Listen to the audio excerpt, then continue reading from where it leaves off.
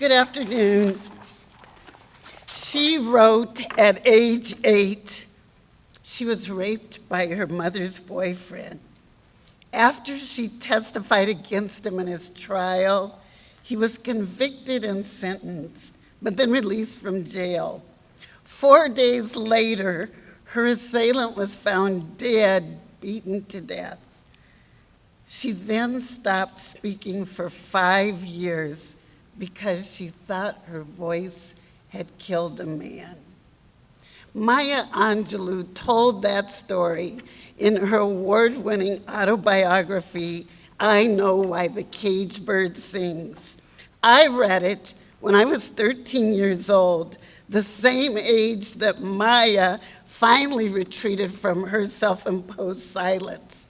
And with its themes of finding identity, strength, and courage, the book had a profound impact on me.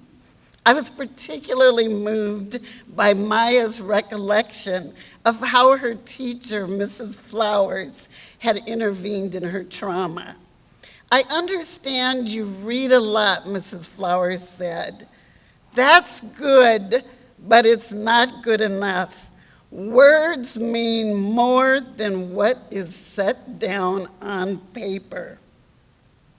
Later, ironically, while serving as president of the Des Moines School Board, I was confronted by a group of parents who were attempting to remove caged bird from student reading lists and from our libraries. I guess you might say I found my voice and was able to garner support from my colleagues to resist efforts to censor that book. And can you imagine the world without Maya Angelou's cadence, her stunning voice, and her words? I support age-appropriate learning, but isn't the purpose of arts to open minds and not to keep them closed? So you may have guessed that the ideas that I offered tonight come from my love of the written word. As leaders, I hope we are all walking the talk. Have you ever wondered where that term comes from, walking the talk?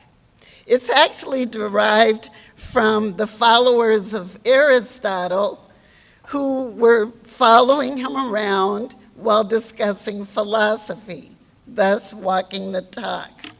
Walking the talk is a path that always begins with the first step.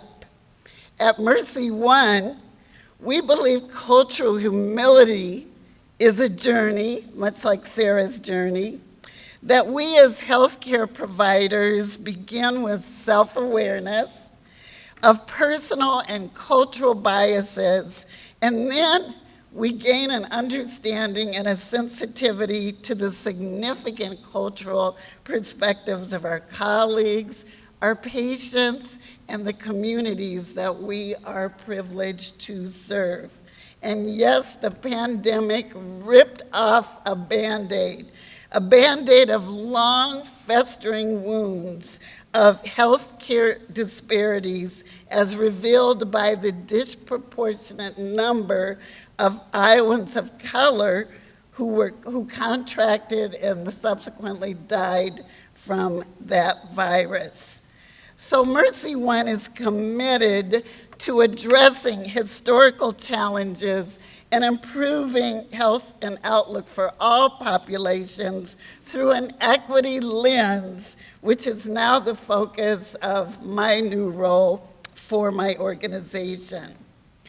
The next step in that journey then is understanding this. Diversity is being invited to the party, while inclusion is being asked to dance.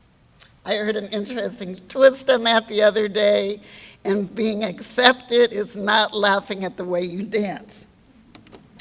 But think of your Thanksgiving dinner, where you always have the main table where most of the adults sit, but then there's the little people's table, where the youngsters are separated from the adults And they often wonder, are they being served the same turkey? So I implore upon you as leaders to set seats for everyone at the table, whether it's in the boardroom, in strategy sessions, in public policy decisions. Because yes, Mrs. Flowers was right. Words mean more than what's set down on paper. And those signing pledges and even reading the exemplary pearls of wisdom from my esteemed panel of fellow panelists are good. It will be my voice and your voice and our actions that will make a difference in the lives of, as Dr. King remarkably stated, our beloved community.